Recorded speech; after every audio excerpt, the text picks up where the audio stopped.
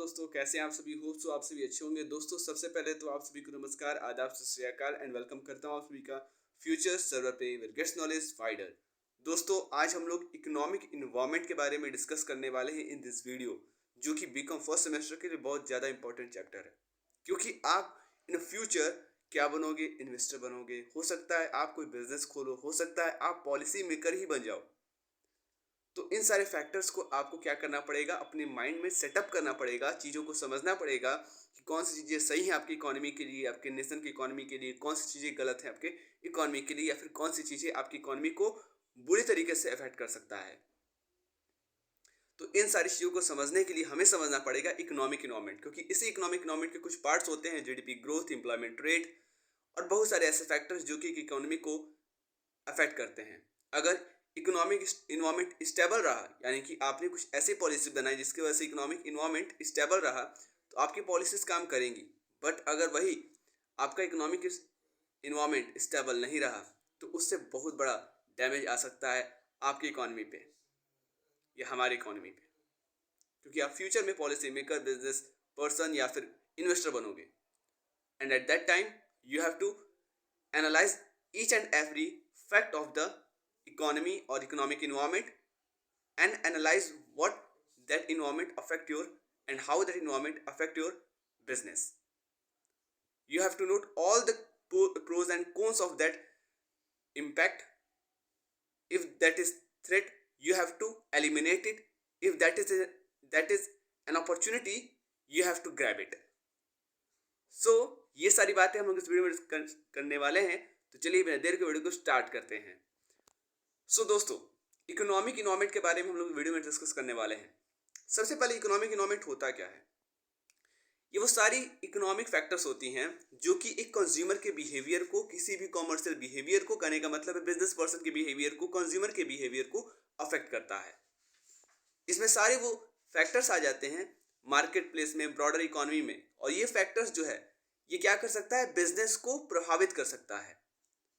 Means मतलब ये कि बिजनेस किस तरीके से ऑपरेट कर रहा है, किस तरीके से ये सक्सेसफुल हो सकता है। इकोनॉमिक इन्वायरमेंट में, या यूँ कहें तो अलग अलग लोगों के लिए इकोनॉमिक इन्वायरमेंट अलग अलग होता है। फॉर एग्जाम्पल, एक फार्मर के लिए, एक किसान के लिए, उसका इकोनॉमिक इन्वायरमेंट, उसके इंपॉर्टेंट फैक्टर्स क्या होंगे। उसके इंपॉर्टेंट फैक्टर्स होंगे सीड्स के प्राइस, फर्टिलाइजर्स के प्राइस, वेदर कंडीशंस। ये उसके मतलब कि इंपॉर्टेंट फैक्टर्स होंगे। एक टीवी चैनल के लिए वहीं दूसरी तरफ क्या होगा, इंटरनेट एडवर्टाइजिंग में ग्रोथ, ये इंपॉर्टेंट फैक्टर होगा, ना कि वेदर, ना कि फर्टिलाइजर का प्राइस, ना कि सीड्स का प्राइस। इंटरनेट एडवर्टाइजिंग जो है, ये टीवी स्टेशन के लिए बहुत ज़्यादा इंपॉर्टेंट रखता है। वहीं फार्मर के लिए सबसे इंपॉर्टेंट क्या रहता है, weather conditions, price of fertilisers and seeds. Therefore हम लोग किस बात से क्या पता चलता है, इस बात से ये पता चलता है कि अलग अलग पर्सन के लिए इकोनॉमिक इन्वायरमेंट अलग अलग होता है। गॉट इट, बात समझ में आ गई। तो ये आपका बेसिकली इकोनॉमिक इन्वायरमेंट का कॉन्सेप्ट है।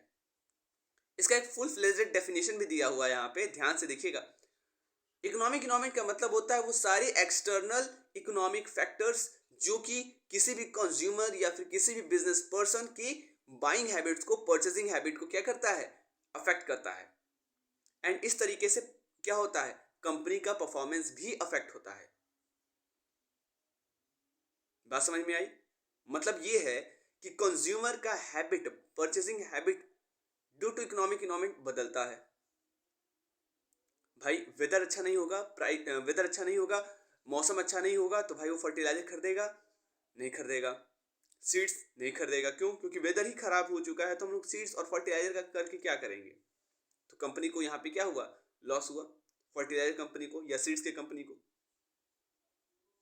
यानी कि इकोनॉमिक इन्वायरमेंट से दो लोग पहले अफेक्ट हुए। पहले तो कंज्यूमर अफेक्ट हुआ, फिर सेलर अफेक्ट हुआ। किसकी वजह से अफेक्ट हुआ, उन फैक्टर्स की वजह से, जैसे वेदर कंडीशन में चेंज, प्राइस में hike of the seeds and fertiliser. इसके वजह से दोनों पे प्रभाव पड़ा, दोनों पे इफेक्ट पड़ा, कंज्यूमर पे भी और सेलर पे भी। आगे बात करते हैं फैक्टर्स की, यानी कुछ बातें। तो इन बातों को दो भागों में बांट दिया गया है।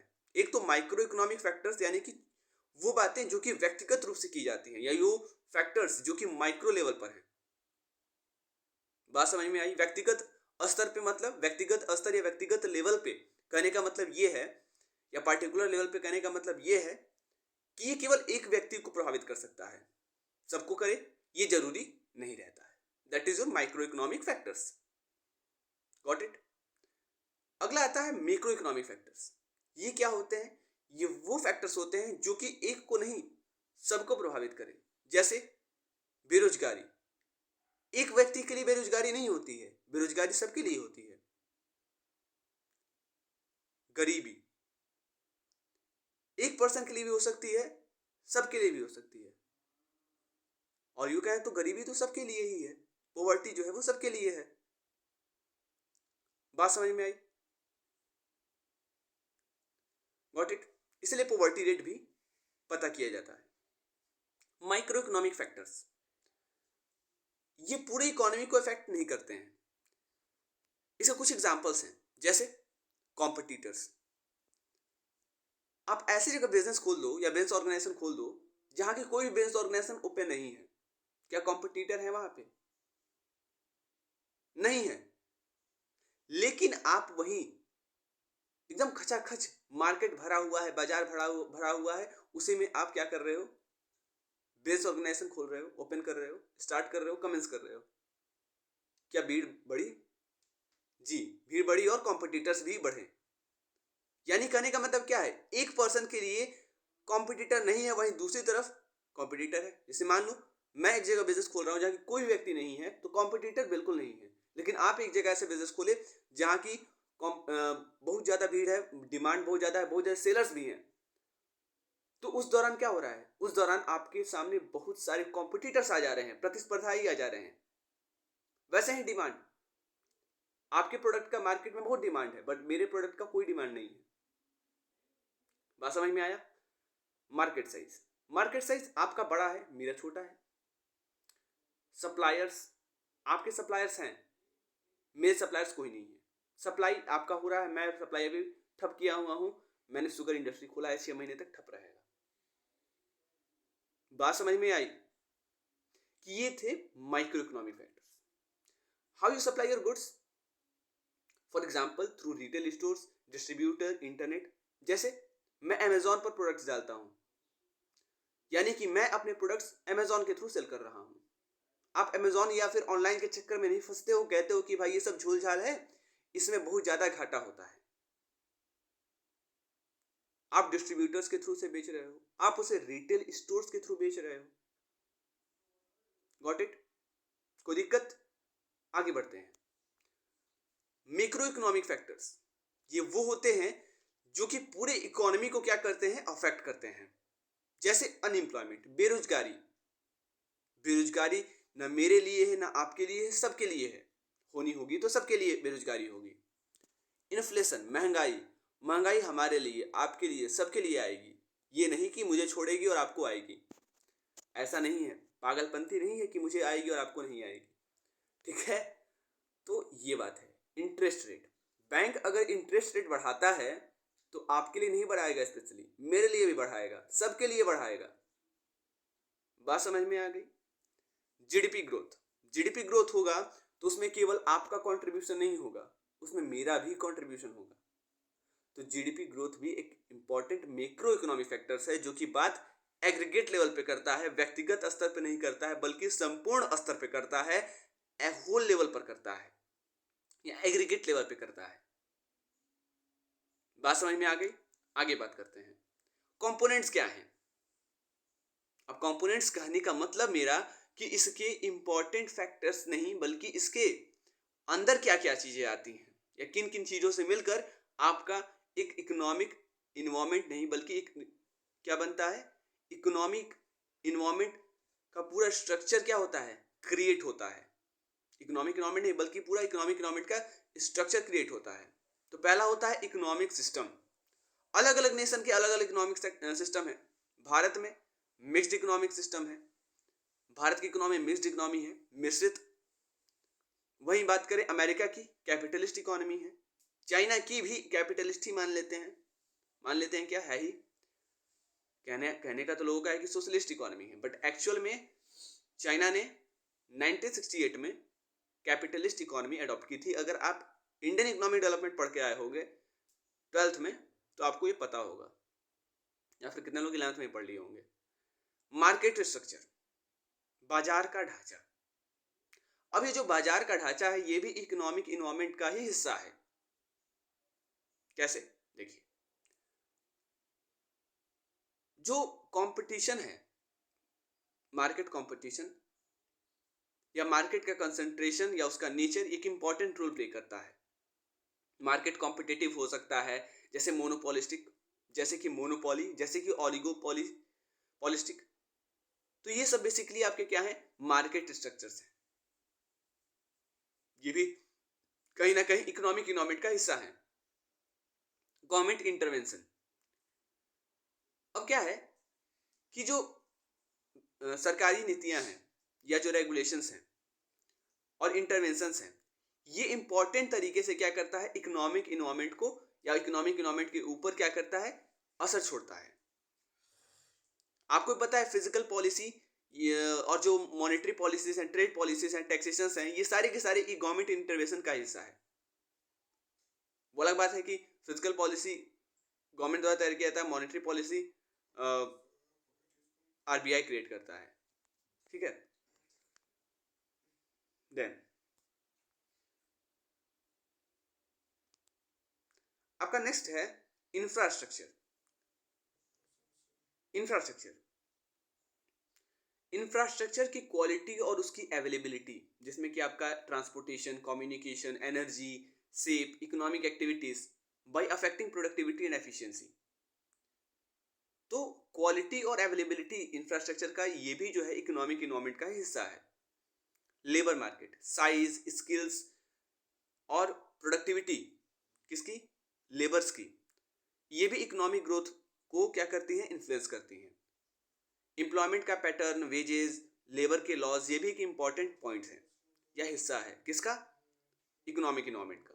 फाइनेंशियल इंस्टीट्यूशंस भी हिस्सा है, क्योंकि जो बैंकिंग और फाइनेंशियल सिस्टम है इसमें आपके सेंट्रल बैंक्स आ जाते हैं, कॉमर्शियल बैंक्स आ जाते हैं, फाइनेंशियल मार्केट्स आ जाते हैं, जो कि क्या करता है, कैपिटल की अवेलेबिलिटी को, कैपिटल की मौजूदगी को प्रभावित करता है और ओवरऑल जो इकोनॉमिक स्टेबिलिटी है उसको प्रभावित करता है।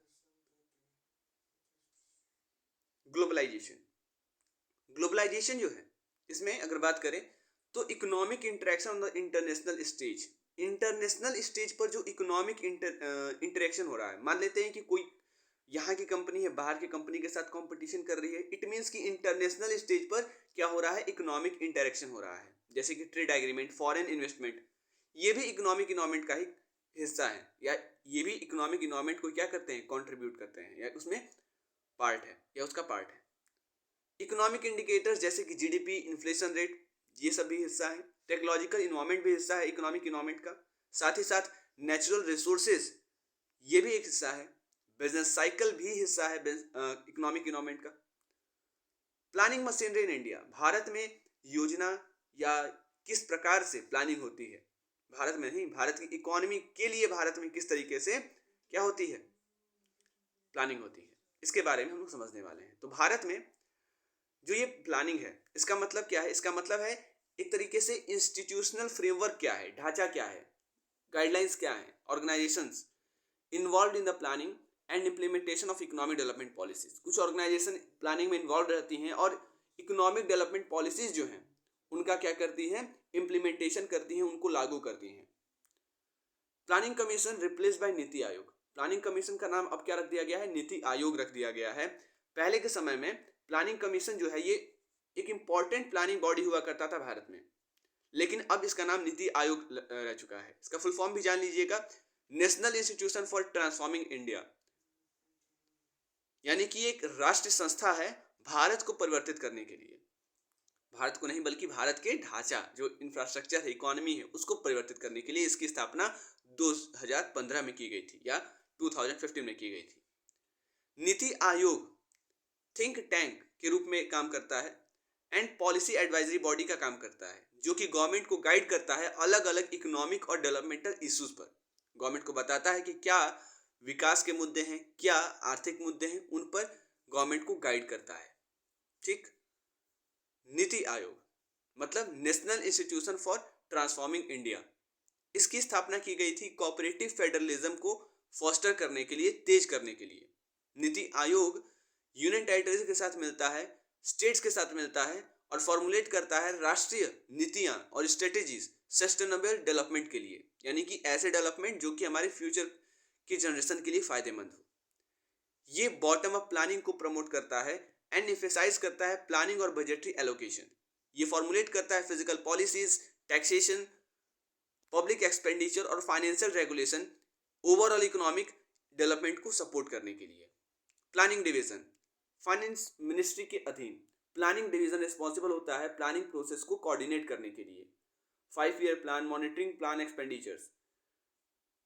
प्लानिंग डिवीजन कह रहा है कि फाइनेंस मिनिस्ट्री के with in planning division responsible होता है प्लानिंग प्रोसेस को कोऑर्डिनेट करने के लिए, जो कि तैयार करता है पंचवर्षीय योजना और मॉनिटर करता है कि किस तरीके से हम लोग को अपने खर्चों को क्या करना है, प्लान करना है। देखिए एक तरीके से ये प्लानिंग डिवीजन बेसिकली बताएगा किस तरीके से हमें अपने खर्चों को करना है। ठीक है। स्टेट प्लानिंग डिपार्टमेंट्स, हर एक स्टेट जो है भारत में इसका खुद का प्लानिंग मशीनरी है जो कि स्टेट प्लानिंग बोर्ड द्वारा हेड किया जाता है।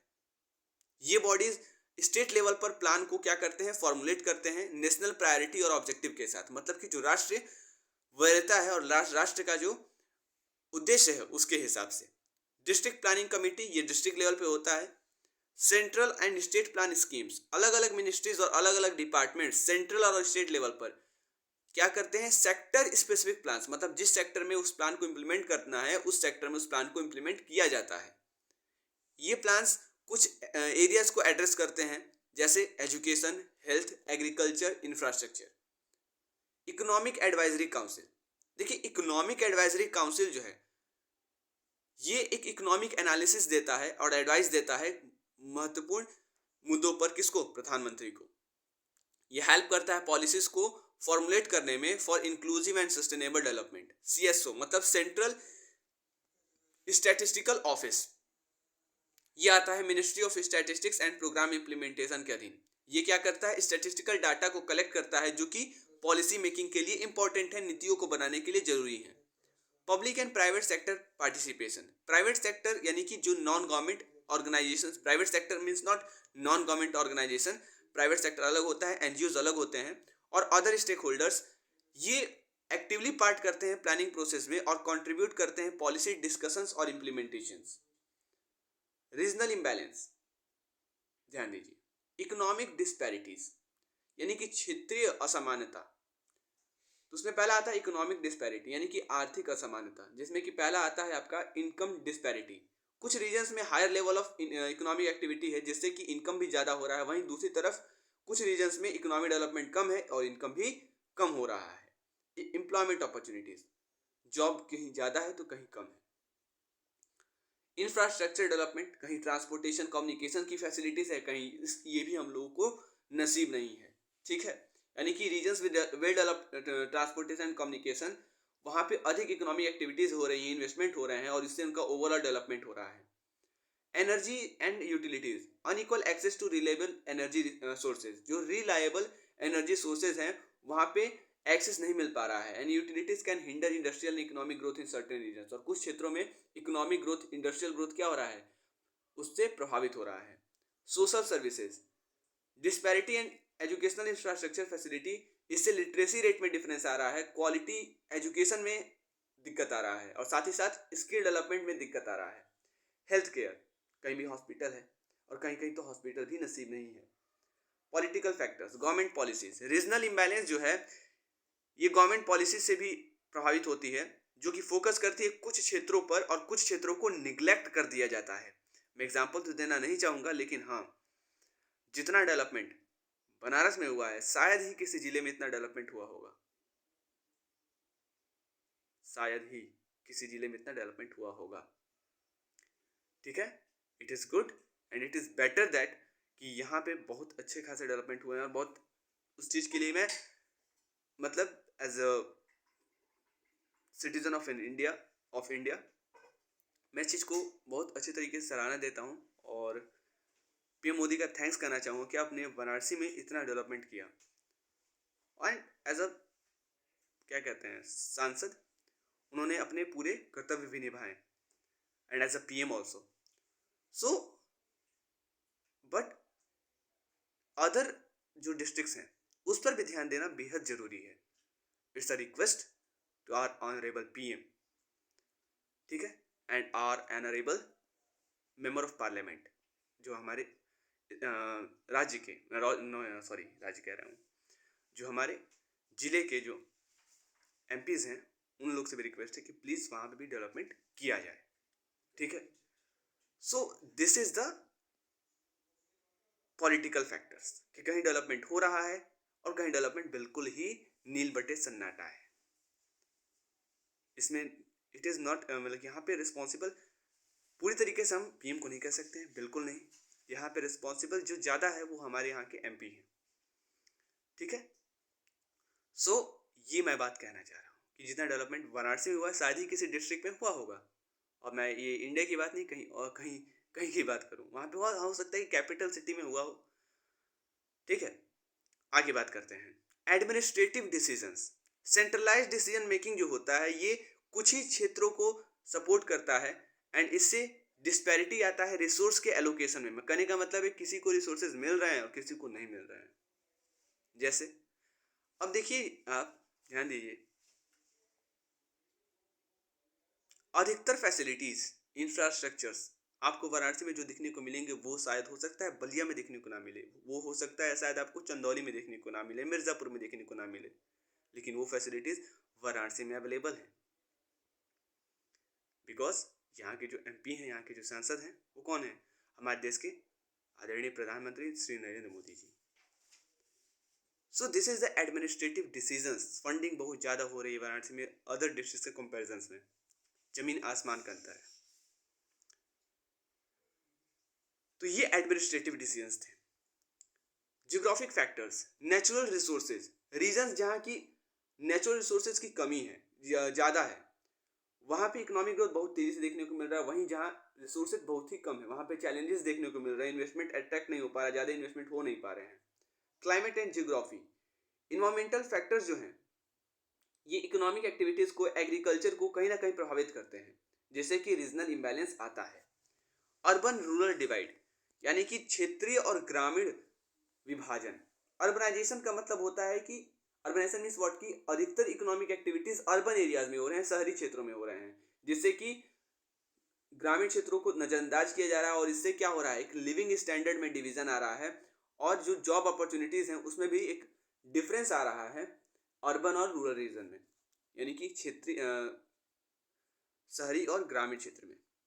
Historical factors, legacy of colonialism, historical factor जिसमें कि आपका लेगेसी ऑफ कॉलोनियलिज्म शामिल है, ये भी परसिस्टेंट रीजन इम्बैलेंस लाता है। हिस्टोरिकल पैटर्न जो चलते आ रहा है रिसोर्स के एक्सप्लॉइटेशन का एंड डेवलपमेंट का, इसका भी लॉन्ग टर्म इफेक्ट पड़ता है।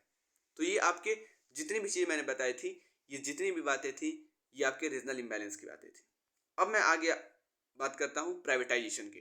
प्राइवेटाइजेशन का मतलब होता है कि जो भी ऑनरशिप और कंट्रोल है गवर्नमेंट ऑन या स्टेट ऑन एसेट्स का, उसको प्राइवेट एंटिटीज को दे देना या ट्रांसफर कर देना, चाहे वो जो गवर्नमेंट ऑन इंडिविजुअल हो या गवर्नमेंट ऑन कॉरपोरेशन हो। ये जो शिफ्ट होता है वो पब्लिक से प्राइवेट जो होता है, इसका उद्देश्य क्या होता है, मार्केट प्रिंसिपल को इंट्रोड्यूस करना, एफिशिएंसी को बढ़ाना और ओवरऑल इकोनॉमिक परफॉर्मेंस को बढ़ाना। बात समझ में आ रहा है? क्योंकि होता क्या है ना कि प्राइवेटाइजेशन का एक फ़ायदा ये देखने को मिलता है कि वहाँ पे एफिशिएंसी बढ़ जाती है। वो अलग बात है कि हाँ इसका मेन मोटिव प्रॉफिट अर्निंग होता है, बट हाँ वर्क में एफिशिएंसी बढ़ जाती है, कार्य बहुत तेज़ी से लोग करना शुरू कर देते हैं। आप सरकारी नौकरी में जाओगे, सरकारी नौकरी करते हो तो हर एक व्यक्ति का, यहाँ पे हर एक व्यक्ति से पूछा जाए तो 4 में से 3 व्यक्ति बोलेंगे मुझे सरकारी नौकरी चाहिए, क्योंकि आराम का रोटी तोड़ना है, क्योंकि आराम का रोटी तोड़ना है, तो इस वजह से मुझे सरकारी नौकरी चाहिए, काम तो करना नहीं है। और जब सरकार उसे प्राइवेट करने की, निजीकरण करने का प्रयास करेगी, उस टाइम पे आप विरोध करोगे, ऐसे वाहवाही करोगे, और जैसे सरकार उस विभाग को प्राइवेटाइज करने का बोलेगी आप कर दोगे उसका विरोध। सरकार हाय हाय हाय करोगे ना। तो ये बातें हैं प्राइवेटाइजेशन की। ऑब्जेक्टिव क्या होता है प्राइवेटाइजेशन का, एफिशिएंसी को बेहतर करना। ज़्यादा से ज़्यादा और बेहतर से बेहतर लोग काम करें। अब भाई जिसको मतलब क ख ग नहीं आ रहा है वो टीचर बन जा रहा है। I am not Poynting sir all the सरकारी टीचर्स, बट हाँ, कुछ टीचर्स या ज़्यादा से ज़्यादा टीचर्स ऐसे ही पाए जाएंगे आपको जिनको क ख ग घ भी अंत तक याद नहीं है, ABCD भी याद नहीं है ठीक से। एप्पल का स्पेलिंग लिखने को बोल दो, अप्लाई कर देंगे। तो वही बात है कि भाई एफिशिएंसी को इम्प्रूव करने के लिए, दूसरा फिजिकल बर्डन को रिड्यूस करने के लिए गवर्नमेंट जो है ये प्राइवेटाइजेशन करता है। फाइनेंशियल बर्डन जो है मैनेज और सब्सिडाइज करने का स्टेट ऑन एंटरप्राइज को, उसको कम करने के लिए, क्योंकि भाई जब कुछ कर नहीं रहे हो, मुफ्त का रोटी तोड़ रहे हो, सरकार का खर्चा बढ़ रहा है, आप प्राइवेटाइज रहोगे, सरकार पे कोई फाइनेंशियल बर्डन नहीं आएगा। बट सरकार का जब काम कर रहे हो तो उसके ऊपर फाइनेंशियल बर्डन आ रहा है, तो इस फाइनेंशियल बर्डन को भी कम करने के लिए सरकार ऐसे कदम उठाती है। क्यों? क्योंकि आप कुछ कर नहीं रहे हो, कुछ फायदा सरकार को हो नहीं रहा है, तो आपको क्यों चलाएगी भाई। And freeing up resources for other public priorities. अगला है अट्रैक्टिंग इन्वेस्टमेंट्स। अब ध्यान दीजिएगा, प्राइवेटाइजेशन से प्राइवेट इन्वेस्टमेंट भी आता है, FDI यानी कि फॉरेन डायरेक्ट इन्वेस्टमेंट बढ़ जाता है। इनहांसिंग अकाउंटेबिलिटी, प्राइवेट ऑनरशिप से क्या होता है, जो अकाउंटेबिलिटी है, जवाबदेही जो है वो बढ़ जाती है। मेथड्स ऑफ प्राइवेटाइजेशन, एसेट्स को बेचकर, यानी कि गवर्नमेंट हो सकता है कि प्राइवेट एंटिटीज को ये एसेट्स क्या कर दे, बेच दे, पब्लिक ऑक्शन के थ्रू, टेंडर के थ्रू, या फिर नेगोशिएटेड सेल्स के थ्रू। पब्लिक ऑफरिंग के थ्रू भी ऐसा काम किया जा सकता है। Shares of state on enterprise, हो सकता है कि इसे पब्लिक में ऑफर कर दिया जाए एज एन IPO और पब्लिकली उसको ट्रेड किया जाए। Management buy outs, existing manager and existing जो मैनेजर्स और एम्प्लॉयज हैं, हो सकता है कि अपॉर्चुनिटी दें to buy the enterprise they work for, often through employee stock option plan. Leasing and concession, outright sales के अलावा गवर्नमेंट हो सकता है कि लीज दे दे या कंसेशन दे दे एसेट्स के ऑपरेशन के लिए, स्पेसिफिक पीरियड के लिए। इस सेक्टर्स अफेक्टेड बाय प्राइवेटाइजेशन, कौन कौन से सेक्टर अफेक्ट होते हैं प्राइवेटाइजेशन से, तो पहला सेक्टर जो अफेक्ट होता है वो होता है इंफ्रास्ट्रक्चर। प्राइवेटाइजेशन का ऑफन टारगेट क्या होता है कि वो ट्रांसपोर्टेशन पर उसका टारगेट होता है, यूटिलिटीज पर और कम्युनिकेशन इंफ्रास्ट्रक्चर पे, एयरपोर्ट पे, रेलवे पे, इलेक्ट्रिसिटी पे, वाटर पे, इन सब पे। मैन्युफैक्चरिंग पर या मैन्युफैक्चरिंग भी इससे प्रभावित होता है, साथ ही साथ फाइनेंशियल सर्विसेज प्रभावित होती हैं, अफेक्ट होती हैं। नेचुरल रिसोर्सेज, प्राइवेटाइजेशन से एक्सट्रैक्शन और प्रोसेसिंग नेचुरल रिसोर्सेज क्या हो सकता है, बढ़ सकता है। चैलेंजेस एंड क्रिटिसिज्म्स क्या हैं इसके प्राइवेटाइजेशन के, लॉसेस, जॉब बहुत ज़्यादा लॉस होता है, जॉब लॉसेस का रिस्क हाई हो जाता है, क्योंकि कभी भी किसी को भी नौकरी से निकाला जा सकता है अगर वो अच्छे तरीके से काम नहीं किया तो। इनइक्वालिटी, यानी कि असमानता आ जाती है, ठीक है, क्योंकि कुछ ही के हाथों में पैसे जा पाते हैं, सबके हाथों में नहीं। क्योंकि भाई जब सरकारी नौकरी कर रहे थे तो काम करो चाहे ना करो, सब पैसा समय पे सबको मिलेगा, लेकिन यहाँ पे क्या था भाई, जब काम करोगे तभी पैसा मिलेगा, यानी कि एक तरीके से इनइक्वालिटी आ गई। मार्केट डोमिनेंस, अब यहाँ पे सर्विस क्वालिटी कंसर्न भी दिया हुआ है कि सर्विस क्वालिटी यहाँ पे मैटर करता है, मतलब कि अगर सर्विस अच्छा करोगे पैसे मिलेंगे, अदरवाइज नहीं मिलेंगे। अगला बात है मार्केट डोमिनेंस, कुछ केसेस में प्राइवेटाइजेशन से मोनोपोली आ जाता है और या फिर ऑलिगोपोली आ जाता है, जिससे कि कंपटीशन बहुत कम हो जाता है और ये कंज्यूमर्स को पोटेंशियली क्या करता है, नुकसान पहुंचाता है।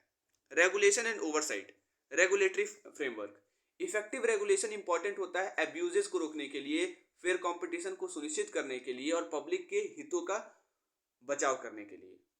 मॉनिटरिंग परफॉर्मेंस, गवर्नमेंट जो है हो सकता है कि रेगुलेटरी बॉडीज स्टैब्लिश कर दे प्राइवेट एंटिटीज के परफॉर्मेंस को मॉनिटर करने के लिए, इंश्योरिंग दे अधेयर टू, और ये इस बात से क्या सुनिश्चित होगा कि क्या उनका क्वालिटी स्टैंडर्ड फुलफिल हो रहा है कि नहीं हो रहा है। ठीक है, तो रेगुलेशन एंड ओवरसाइट किस तरीके से होता है वो बता दिया मैंने, क्या इसके चैलेंजेस और क्रिटिसिज्म्स होते हैं वो बताया मैंने, साथ ही साथ कौन कौन से सेक्टर प्राइवेटाइजेशन से अफेक्ट होते हैं हुए, उसके बाद मैंने क्या बताया, ऑब्जेक्टिव्स क्या है प्राइवेटाइजेशन के, मेथड्स क्या है प्राइवेटाइजेशन के भी बताया मैंने कि किस तरीके से प्राइवेटाइजेशन होता है, एसेट्स को बेचकर, पब्लिक ऑफरिंग करके, मैनेजमेंट बाई आउट करके, लीज और कंसेशन के थ्रू। तो ये सब आपके प्राइवेटाइजेशन के बारे में बात था। अब बात करते हैं डिवैल्यूएशन के बारे में। आपको बता दूं कि 1991 के करीब, 1980 के करीब डिवैल्यूएशन ही हुआ था, जो एलपीजी हुआ था उस दौरान डिवैल्यूएशन ही हुआ था, जानबूझकर रिडक्शन लाया गया था ऑफिशियल वैल्यू में कंट्री के करेंसी में in term of foreign currency. ये आमतौर पर सरकार द्वारा किया जाता है या सेंट्रल बैंक करता है, और ये डेप्रिसिएशन से अलग होता है। डेप्रिसिएशन अपने आप होता है और ये जानबूझकर किया जाता है सरकार द्वारा या सेंट्रल बैंक द्वारा। रीजंस क्या है? जब ट्रेड इम्बैलेंस आ जाता है, जब कंट्री हो सकता है अपना करेंसी क्या कर दे, डिवैल्यू कर दे, एक्सपोर्ट्स को कॉम्पिटिटिव करने के लिए और इंपोर्ट को महंगा करने के लिए, जिससे कि ट्रेड बैलेंस इंप्रूव होगा। इकोनॉमिक स्टिमुलस, डिवैल्यूएशन जो है इकोनॉमिक एक्टिविटी को बढ़ा देता है एक्सपोर्ट को बढ़ाकर, जिससे कि इंक्रीज प्रोडक्शन, प्रोडक्शन बढ़ जाता है। मतलब भाई ऑब्वियस सी बात है, डिवैल्यूएशन होगा, आपकी करेंसी का वैल्यू डाउन जाएगा, करेंसी का वैल्यू डाउन जाएगा, लोग ज़्यादा से ज़्यादा सामान यहाँ से खरीदेंगे और ज़्यादा से ज़्यादा सामान यहाँ से खरीदेंगे और एक्सपोर्ट हमारे देश का बढ़ जाएगा, और एक्सपोर्ट बढ़ने पर हमारा जो क्या कहते हैं ट्रेड बैलेंस है वो भी बैलेंस रहेगा। डेट मैनेजमेंट, करेंसी को डिवैल्यू करने से कंट्री का डेट बहुत ज़्यादा मैनेजेबल हो जाता है, क्योंकि ये क्या जो डेट का रियल वैल्यू है उसको कम कर देता है फॉरेन करेंसी के टर्म्स में। मैकेनिज्म्स क्या है डिवैल्यूएशन के? Exchange rate, devaluation lower exchange rate पर रिफ्लेक्ट होता है। फॉर एग्जांपल अगर करेंसी का इनिशियल एक्सचेंज रेट 1:1 है अनदर करेंसी के साथ, तो डिवैल्यूएशन के बाद क्या हो जाएगा 1:1.5, मतलब कि ये अधिक यूनिट्स ले रहा है डिवैल्यूड करेंसी के सेम अमाउंट अदर करेंसी का खरीदने के लिए। इफेक्ट्स क्या है डिवैल्यूएशन के? एक्सपोर्ट बूस्ट, डिवैल्यूएशन कंट्री के एक्सपोर्ट को सस्ता बना देता है फॉरेन मार्केट में, जिससे कि डिमांड उसके गुड्स के बढ़ जाते हैं और सर्विसेज के बढ़ जाते हैं internationally. Import cost, import expensive हो जाता है, महंगा हो जाता है, जिससे कि ट्रेड डेफिसिट कम होता है डोमेस्टिक कंज्यूमर के रूप में, और ये शिफ्ट हो सकता है किसके टुवर्ड्स लोकली प्रोड्यूस गुड्स, यानी कि लोग ज़्यादा लोकली प्रोड्यूस गुड्स को खरीदेंगे, क्योंकि बाहर से लाएंगे तो महंगा पड़ेगा। इन्फ्लेशनरी प्रेशर, डिवैल्यूएशन से हायर इंपोर्ट कॉस्ट हो सकता है, जिससे कि इन्फ्लेशन आएगा एज द प्राइस जो होंगे इंपोर्टेड गुड्स और रॉ मटेरियल्स के बढ़ जाएंगे। फॉरेन डेट इम्पैक्ट, कंट्री जहाँ की सिग्निफिकेंट फॉरेन डिनोमिनेटेड हो रहा है डेट, उसमें आसान होगा service find it easier to service their debt after devaluation, क्योंकि डेट रिलेटिवली चीपर हो जाएगा डोमेस्टिक करेंसी के टर्म्स में। रिस्क एंड चैलेंजेस क्या है डिवैल्यूएशन के? इन्फ्लेशन, महंगाई बढ़ना। ग्लोबल रिस्पॉन्स, डिवैल्यूएशन से रिस्पॉन्सेज जो हैं ट्रेडिंग पार्टनर्स के बढ़ जाएंगे और इससे करेंसी वॉर आएगा या फिर ट्रेड टेंशन आ सकता है। स्पेकुलेशन, ट्रेडर्स और इन्वेस्टर्स चाहें तो ट्रेडर्स और इन्वेस्टर्स क्या कर सकते हैं, इससे रिस्पॉन्ड कर सकते हैं डिवैल्यूएशन का। कैसे? तो स्पेकुलेट करके और फर्दर करेंसी डेप्रिसिएशन करके, जिससे कि क्या होगा, विच कैन एम्पलीफाई वॉलिटिलिटी। अगला है एग्जाम्पल क्या है डिवैल्यूएशन के? तो पहले के समय में अलग अलग कंट्रीज जो थी, अभी फिलहाल में इन रिसेंट हिस्ट्री की अलग अलग कंट्रीज डिवैल्यूएशन किया करती थी रिस्पॉन्स के रूप में इकोनॉमिक चैलेंजेस के या फिर deliberate policy choice. For instance during financial crisis कुछ कंट्रीज ने अपने करेंसीज को डिवैल्यू किए कॉम्पिटिटिवनेस को रिस्टोर करने के लिए और इकोनॉमिक ग्रोथ को बढ़ाने के लिए। मैनेज वर्सेस अनमैनेज डिवैल्यूएशन, जब सेंट्रल बैंक या गवर्नमेंट एक्टिवली इंटरवेन करता है पेस को कंट्रोल करने के लिए और एक्सटेंट ऑफ करेंसी डिवैल्यूएशन, तो उसे मैनेज डिवैल्यूएशन कहते हैं। और जब मार्केट फोर्स से रैपिड या फिर सिग्निफिकेंट ड्रॉप आता है करेंसी के वैल्यू में बिना किसी एक्टिव इंटरवेंशन के, तो उसे हम लोग क्या कहते हैं, अनमैनेज्ड डिवैल्यूएशन। ठीक है। नेक्स्ट है ट्रेड एग्रीमेंट। ये ट्रेड एग्रीमेंट क्या होता है? ये पैक्ट होता है, यानी कि एक तरह का एग्रीमेंट होता है दो या दो से अधिक देशों के बीच में, जो कि टर्म्स और कंडीशंस को आउटलाइन करता है ट्रेड को कंडक्ट कराने के लिए या फिर इकोनॉमिक कॉपरेशन के लिए। ये एग्रीमेंट नेगोशिएट और इस्टेब्लिश किया जाता है गुड्स के मूवमेंट को इंश्योर करने के लिए या फिर उसमें हेल्प करने के लिए। ट्रेड एग्रीमेंट दो टाइप्स के होते हैं, बायलैटरल ट्रेड एग्रीमेंट और मल्टीलैटरल ट्रेड एग्रीमेंट। जब दो देशों के बीच में होगा तो ऑब्वियस सी बात है बायलैटरल ट्रेड एग्रीमेंट ही होगा, और इससे दोनों के बीच का जो ट्रेड है वो फैसिलिटेट होगा, हेल्प होगा। मल्टीलैटरल ट्रेड एग्रीमेंट, इसमें 3 या 3 से अधिक देश आते हैं। वर्ल्ड ट्रेड ऑर्गेनाइजेशन एक एग्जांपल है मल्टी ट्रेड एग्रीमेंट का, यानी कि MTA का, यानी कि मल्टी ट्रेड एग्रीमेंट का एक अच्छा खासा एग्जांपल वर्ल्ड ट्रेड ऑर्गेनाइजेशन है। Regional agreement among countries with specific geographic region, कुछ कंट्रीज ऐसी होती हैं इनके कि जियोग्राफिक रीजन स्पेसिफिक होती हैं, जैसे कि यूरोपियन यूनियन हुआ या फिर north American free trade agreement हुआ यानी कि नाफ्ता, जो कि अब उसका नाम क्या हो चुका है, USMCA। याद रखिएगा USMCA, इसका मतलब है United states Mexico Canada agreement. ठीक है। तो इनके जियोग्राफिक रीजन जो होते हैं वो स्पेसिफिक होते हैं। की कंपोनेंट्स क्या है ट्रेड एग्रीमेंट के? तो टैरिफ्स एंड ड्यूटीज, एग्रीमेंट का उद्देश्य क्या होता है?